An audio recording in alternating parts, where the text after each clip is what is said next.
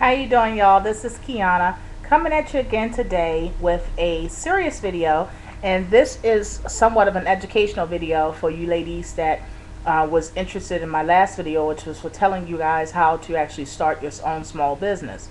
Well, this video is more specific, and it is geared towards opening up your own daycare. Now, this is for family daycare as well as small daycares, which the state actually mandates that a small daycare is anywhere between 14 and in some states 28 children.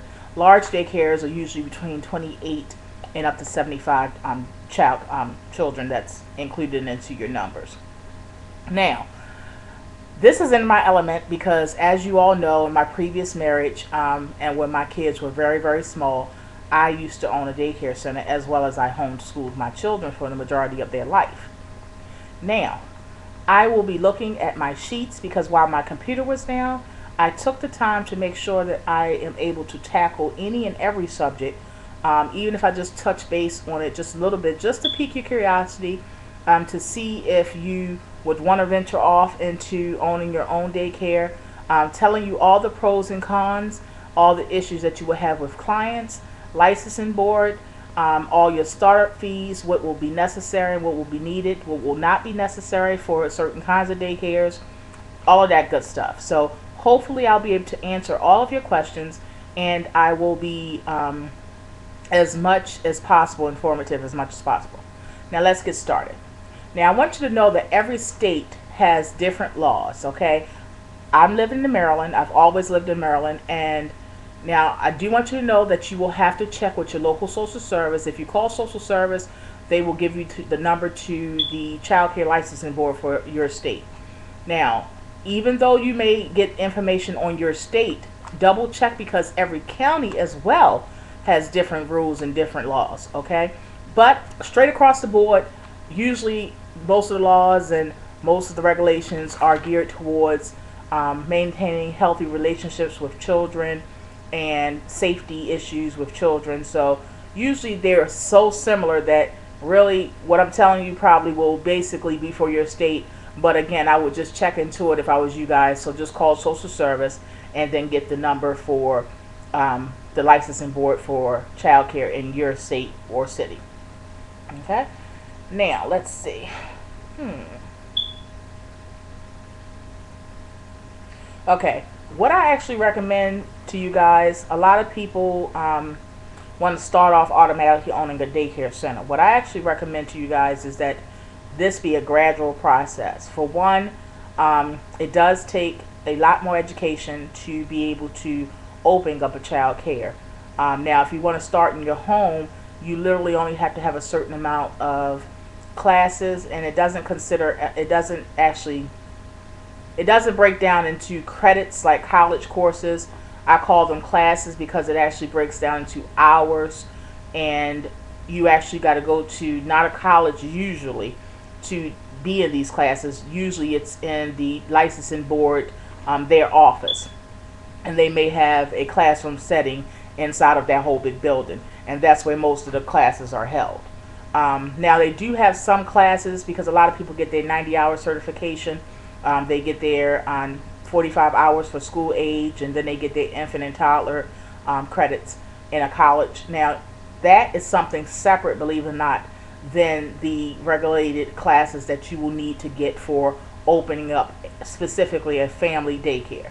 Okay, so this will be information again that you would get into your once you call the licensing board, but they are going to mandate that you actually attend first of all a orientation class. Orientation class is just going to be with your general information, which I'm telling you now. It's just going to tell you the things for that state. So not only is it helpful, it's going to be mandatory that you do that.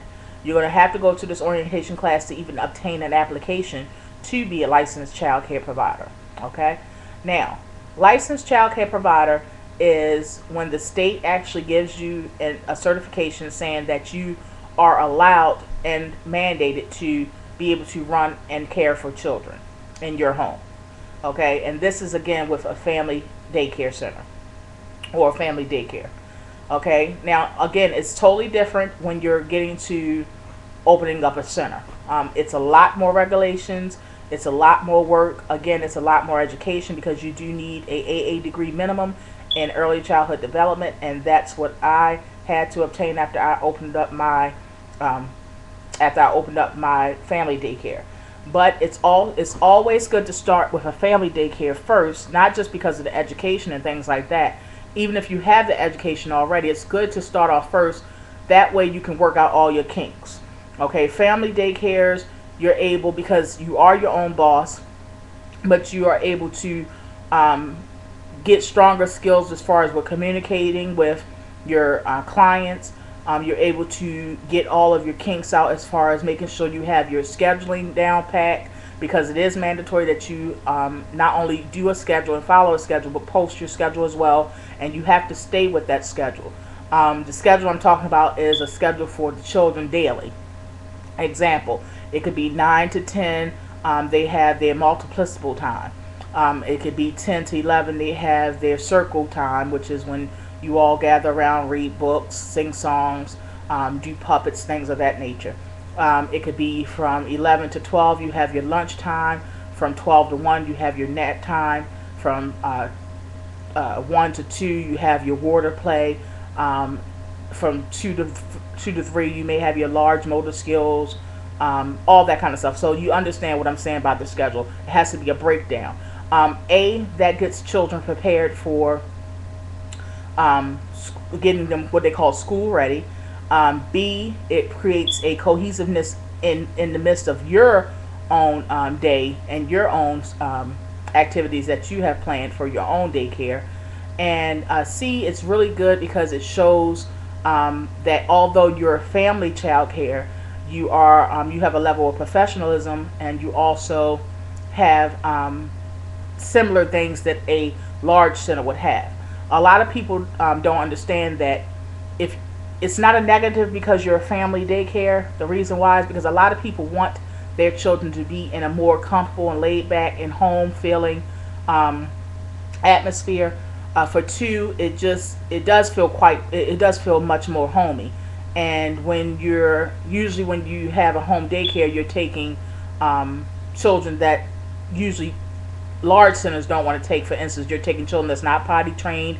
Maybe literally the mother just got off of her maternity leave. These are the groups that you want to target. Okay, now if you're not comfortable with working with children that's extremely small, meaning that they're only a couple of months old, remember, keep in mind, this is your business. Okay, you set your own rules. To some extent, you set your own rules, your own hours, your own days. You set when you want to have vacation time, and they have to pay regardless. You set all of these things, you decide.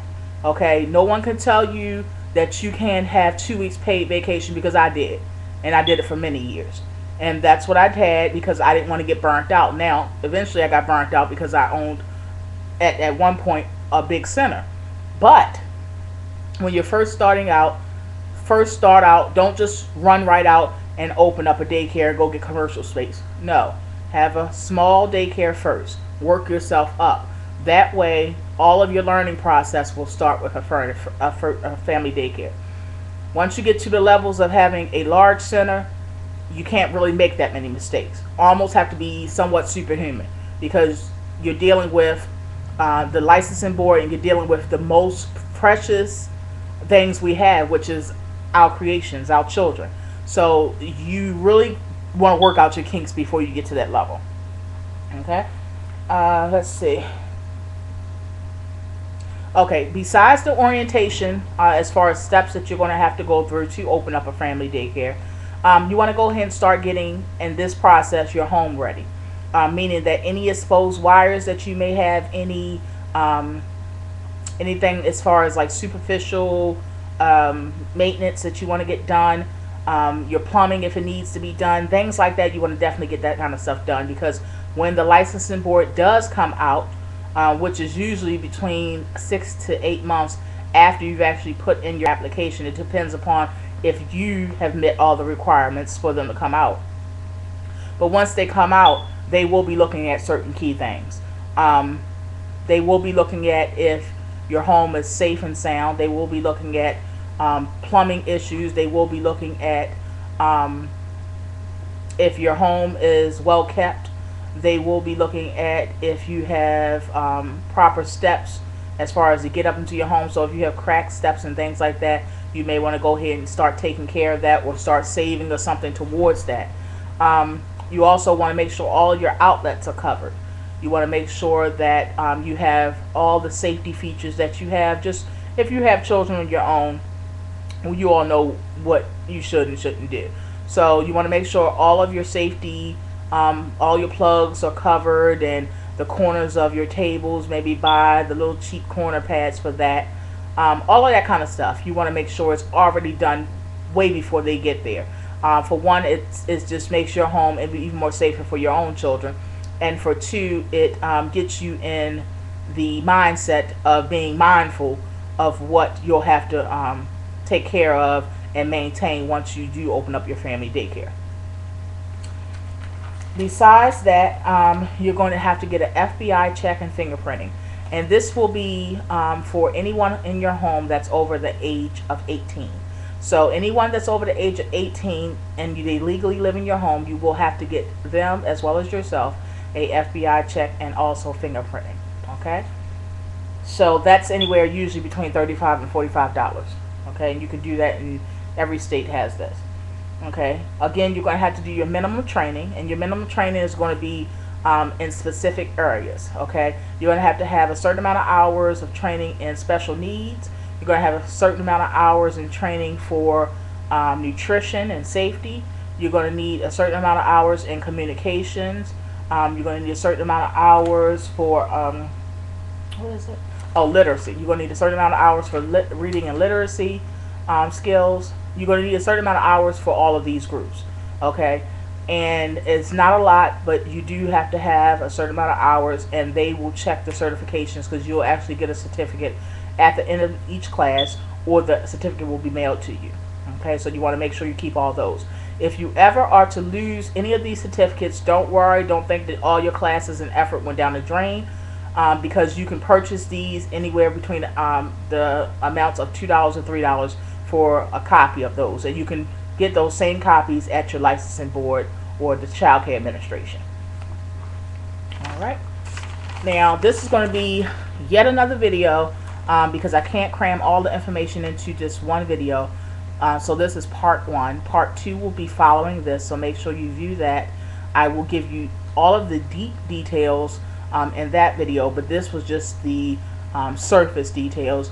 But we're going to get into, after this video, the things that you will have to have in your child care, the amounts. I will also tell you about some of the grants that you qualify for automatically, and this is for every state, and that's about it. So I will get back to you right after this video. Make sure you tune in, so everybody that actually watches this video, watch the second video, and that's part 2.